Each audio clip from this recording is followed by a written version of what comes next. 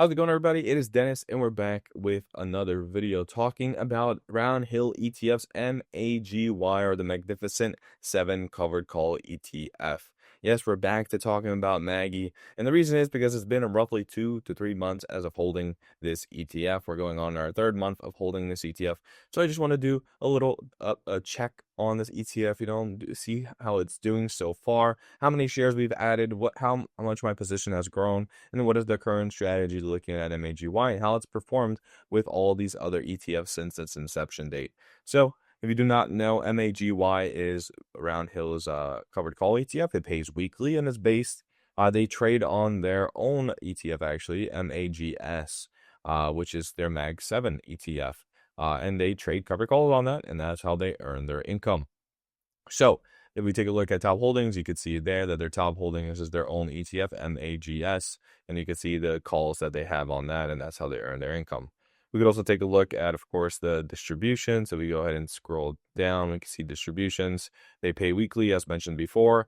If you're new to this fund, there's another weekly paying fund, and these are all their distributions, which we also have on our spreadsheet. We'll take a look at a second, but just to show and be transparent, this is my current position in MAGY. It is 3.25% of my portfolio, or $2,747.08. And currently where we're sitting at, I'm down negative 1.22%, or $33.86. And that is because we had our distribution paid out, or our distribution ex dividend date is tomorrow. So therefore they took out the money from the ETF itself, and that's going to be distributed to us. So that's why we had the sudden drop after hours with MAGY, and that's why I'm currently down negative 1.22%, because overall after hours we're down negative 1.41%. So yeah, we're sitting at 48.62 shares. I'm continuing to purchase back into this ETF. And we take a look at my purchases, we could see all the purchases here, starting in June 27th, 2025 to now, August 14th, 2025. We can see I've been purchasing 2, 10, 2, 13, 9. We had some reinvestments of dividends, which we've paused, and I'll explain why we've paused reinvestments of dividends. We have 3 shares, 1 share, 1 share, 4 shares, 2 shares, 1 share. And of course, we could take a look at all these purchase prices. As you can see, the average cost, or the prices are average around 56 to 57. So we have 56.83, 56.82. We have 57s, high 57s, and then back to 56, 57, 57, right? Most importantly, we want to look at the performance of MAGY since its inception date. So since its inception date, the performance of MAGY has been 18.75%. So it's been 112 days and it's performed at 18.75%. The S&P at that same time frame has given us 20.29% return. YMAX has given us 24.73% return.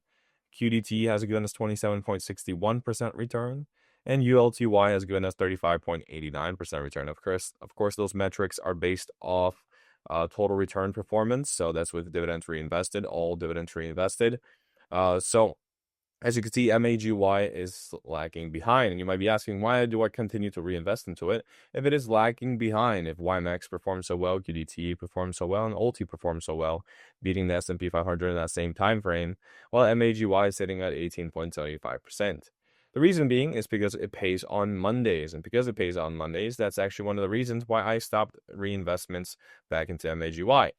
MAGY pays on Monday. I get the cash on Monday. I throw it into YMAX. YMAX pays on Friday. And of course, the ex-dividend date for MAGY is on, I'm pretty sure, Friday. Thursday, they released information. Friday, that's ex-dividend date, right? The time of recording this video is the Thursday. So that's why we had the drop in value in the ETF. So Friday, the next day, is ex-dividend date. So if you purchase on Friday, you don't get your dividends. But we get our dividends from YMAX and QDTE and ULTY on Friday. So how do I put money from YMAX, QDTE, or ULTY into MAGY to fund that continuous circle?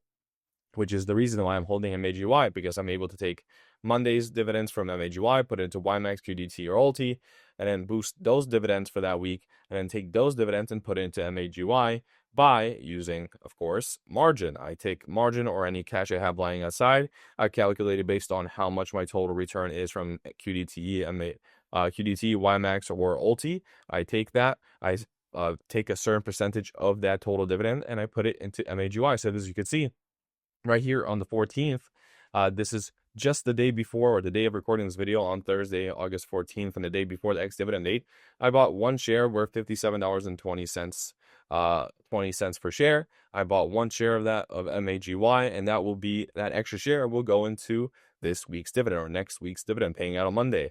With that, I will then take MAGY's dividend that's paying us on Monday and put that in YMAX before, of course, the Wednesday date, or on the Wednesday date when we find out what the dividend is. And that will then go into MAGY once again.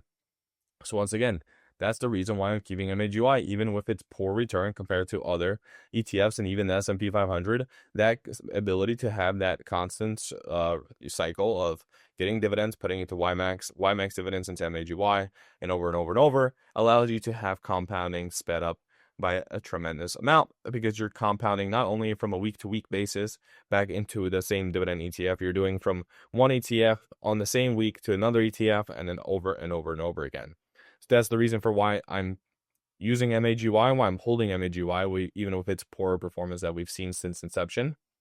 And also, that's the reason why I stopped dividend reinvestment back into MAGY. But besides that, since purchasing this ETF, let's see how we've performed so far. So let's go ahead and take a look, of course, on our cost. Our total cost into this investment, as seen before, $2,280.96. We currently hold 48.62 shares. And our share value growth so far has been 92 cents, $4.70, 86 cents. We've been, for a couple of these, we're down to negatives. This is when we were buying at the highs. So negative 260, negative 153, just break even, negative 0.48, negative 0.36, negative 0.11. And we're back in the greens at 0.72, plus 1.44, plus 6 cents, plus 82 cents, plus 9 cents. And we go ahead and calculate our dividends. In the way I calculate my dividends, the same way I calculate my share value growth or loss. We have our average cost right here for, of course, we have the calculated average cost. We also have current share price, which is updated every single day, 24/7, right? Unless the market is closed. So currently $57.29. And of course, I also have all the data pulled from Roundhill's website, where I have calculations for all the dividends.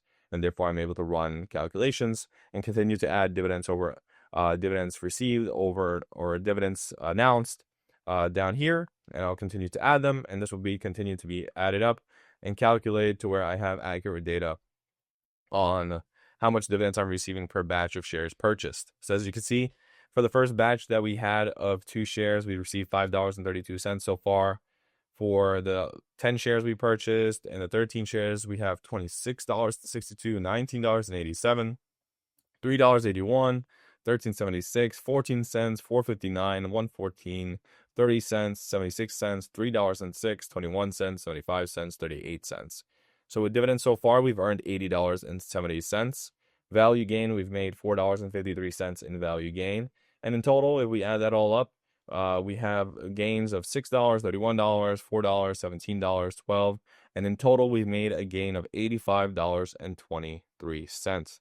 And our average return on our batches or our purchase of shares is roughly 2.56%. But as you can see, our highest is our initial purchase back in June at 5.49% or 5.51%.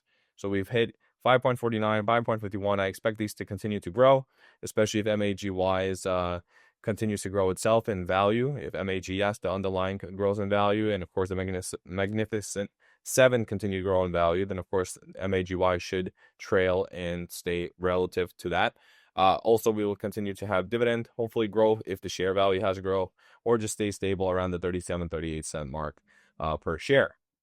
But as you can see, from there it starts trailing downwards, and we have this little area right here where it goes a little low and then starts trending back upwards again, and that's because, of course, we had this negative area of share value loss and return. But overall, as you can see, our return's quite good. If we look at overall returns, it's 3.06% in the little time frame that we've had so far. So 3% return in a matter of 1 to 2 months is not too shabby at all. Of course, it could vary, it could go up or down, left and right. It depends on how the fund performs and how the Magnificent 7 perform and MAGS performs and what calls they write. But if we look at the website, we can see that their annual estimated return is 34.37%. So expect to receive a little under that maybe in return. Maybe it's higher depending if they continue to have share value growth, which they've shown to have.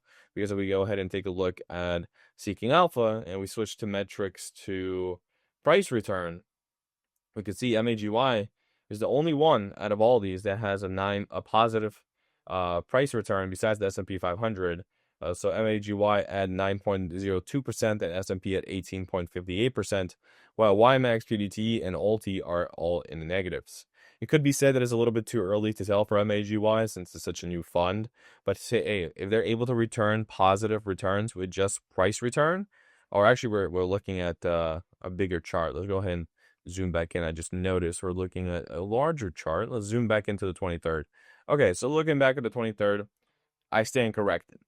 8.7% MAGY, 20.29% for S&P, 2% for YMAX, 14% for QDTE, and 3.62% for ULTY. So MAGY beats YMAX and ULTY, does not beat QDTE, also from Roundhill, and does not beat the S&P. So that makes sense within the S&P. With QDT, I'm actually quite surprised that they were able to capture so much price returns of 14.24% since MAGY's inception. But YMX and ULTY, as you can see, has only gone up in 2% or 3.62% in price return.